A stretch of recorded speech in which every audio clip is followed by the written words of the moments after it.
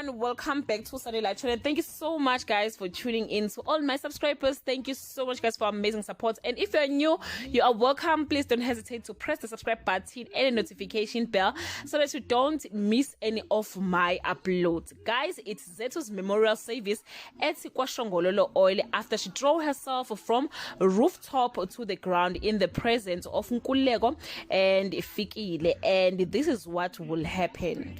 The police will come in the middle of the service and arrest Nkululeko and Fikile, claiming to have other evidence incriminating the couple in Zethu's passing.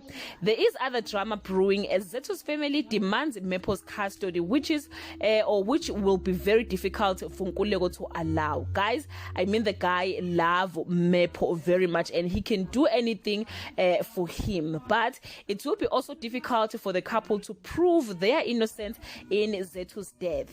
On the other side, Nkululeko want to do DNA test for Nokuzola's unborn baby just to know if he's the father or not. I don't know guys why he's so bothered about the baby's paternity, ngoba okusalayo umntwana ungowakaBhengu, unless he is ready to tell the family and everyone about the dirty affair he had with his brother's wife Nokuzola.